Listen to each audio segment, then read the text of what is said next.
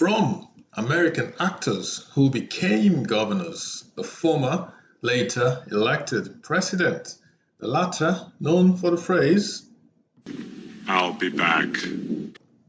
To Chima and Chinua, two of Africa's most famous authors who, though not related, by some freaky coincidence, lived in the same house several years apart, and sadly, things did fall apart. To American T. Reeves and German M. Schumacher, Formula One aficionados, born on the same day. From America's first black ballerina to Robert Ballard, from Indian author, teacher of yoga, BKS Iyengar, who reminds us that we're not getting any younger, to the drama in Bahama and the rumble in the jungle, a killer and a chiller and the thriller in Manila, from Malala to Lilibeth, the former whose son almost set in the SWAT district from an assassin's bullet, the latter Her Royal Majesty, whose empire the sun, it was said, never set, to the exquisite beauty of our expansive, expanding, and majestic universe. Whatever takes your fancy, there's something for everyone right here, right now. Hello and welcome to my YouTube channel. My name is Sotonye Afiesimama, and this is Today in History for the 25th of January. Join me as we journey through history and I share important events as recorded on this day. Coming up in today's Today in History, as promised yesterday, Boleyn, Burns, and Virginia Woolf. I did say there was no need to be afraid of her. I'll explain. Of course, there's lots more. Let's start with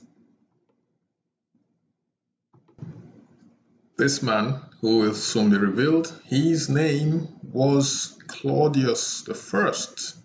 So Claudius I, pictured here, this was the day in 41 CE. So 41 CE just means our common era. So basically 41 years into our common era. Claudius I, who extended Roman rule in North Africa and made Britain a province of Rome, was affirmed as emperor, ascending to the post one day after the murder of his nephew, Gaius Caesar, or Caligula. So 41 CE was the day that Claudius I extended Roman rule in North Africa and made Britain a province of Rome. This was the day he was affirmed as emperor, ascending to the post one day after the murder of his nephew, Caligula, also known as Gaius Caesar. Let's move on now to the year 1533. This was the day in 1533 that Henry VIII, King of England, married his second wife, Anne Boleyn, in a secret ceremony. Now, why was a king getting married in secret? He was scared of the church. This led to a schism, what's called a schism, which is a division between within a major religion. So in this case, it was a Christian religion, the Catholic Church, and the Henry VIII group called themselves Protestants and broke away from the Catholic Church, essentially. So this was the beginning of the schism between the Roman Catholic Church and the Protestant, and what was to be known as a Protestant church, of course, because there wasn't an existing Protestant church at the time. So Henry VIII, again, this was the day that he married his second wife, Anne Boleyn, and that caused a lot of controversy in Europe. It led to the schism between the Roman Catholic Church and the Protestant Church. Okay, next, on this day in 1554, Jesuit missionaries founded the city of São Paulo. São Paulo is now in Brazil on the anniversary of the conversion of St. Paul. So 1554 was the year and the date was January 25th. It is said to be the anniversary of the conversion of St. Paul. São Paulo was founded on this day in 1554 by Jesuit missionaries. So this is a map of the province of São Paulo, very old map. São Paulo is in Brazil, as you can see in the top left corner of this screen. Founded by Jesuit missionaries on this day. The year again, 1554. Moving swiftly on, 1759 was the year. Robert Burns, pictured here, Scottish poet and lyricist, was born in Alloway, Ayrshire in Scotland. National poet of Scotland. He is best known, one of the poets who have written in the Scots language. So I guess this didn't come out quite right. He is best known of the poets who have written in the Scots language. So this is Robert Burns pictured here. He has a bust in the National Portrait Gallery in Scotland where I worked about 15 years ago. Yeah, I used to be an intern at the National Portrait Gallery, and Robert Burns' bust is very prominent just by the entrance, well, just inside the once you walk into the National Portrait Gallery, Scottish National Portrait Gallery, there's a huge bust of Robert Burns. So he was a Scottish poet and lyricist, born on this day in 1759 in Alloway, Ayrshire.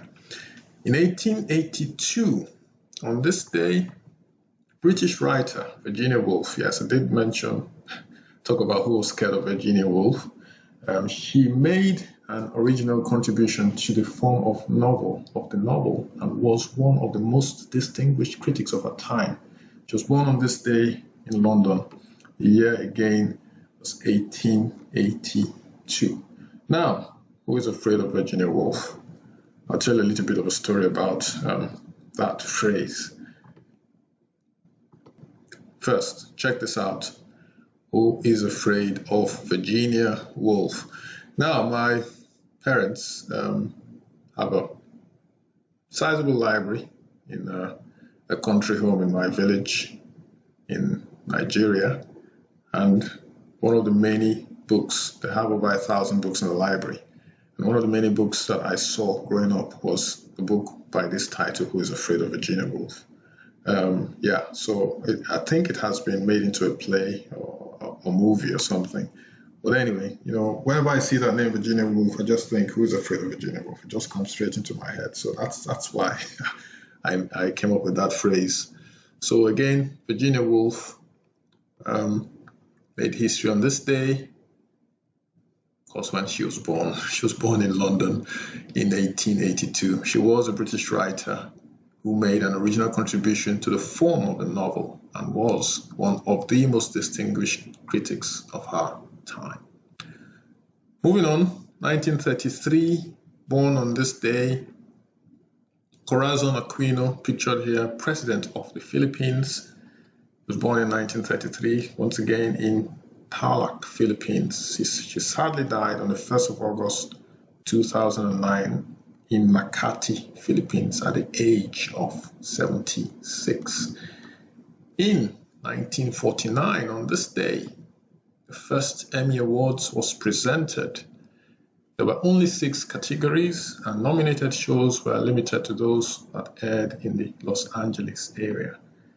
So history was made on this day in 1949 when the first Emmy Awards was presented.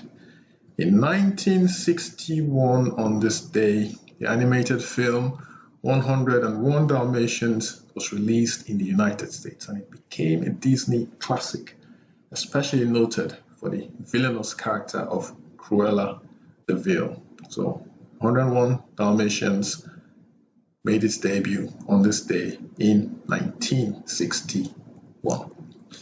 1966, Constance Baker Motley becomes the first African-American woman federal judge. Her parents were from Nevis in the Caribbean.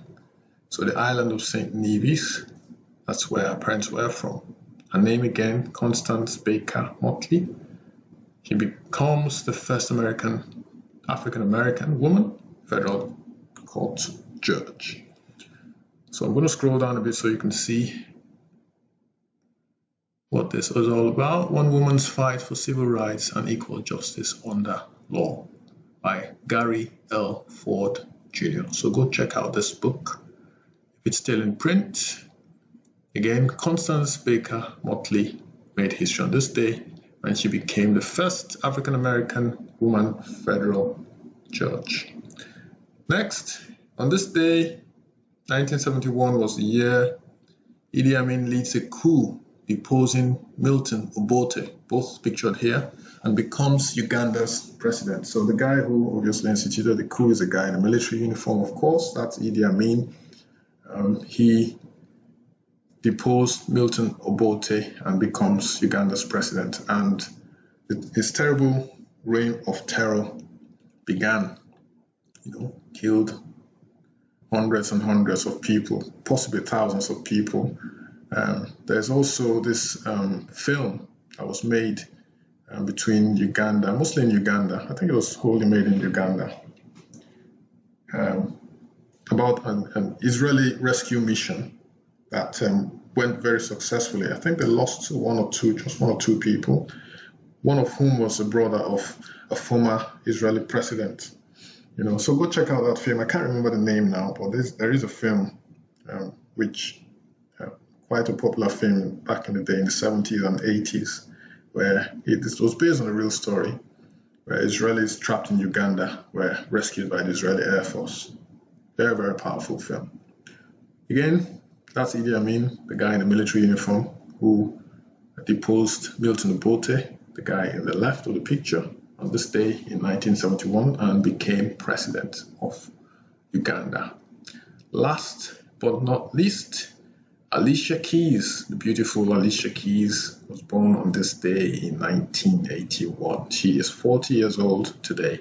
She, of course, is a singer and holder of multiple Grammy Awards, born of a Jamaican father and an American mother. Alicia Keys, happy birthday. She has hit the big 4-0. On this day, she was born in 1981.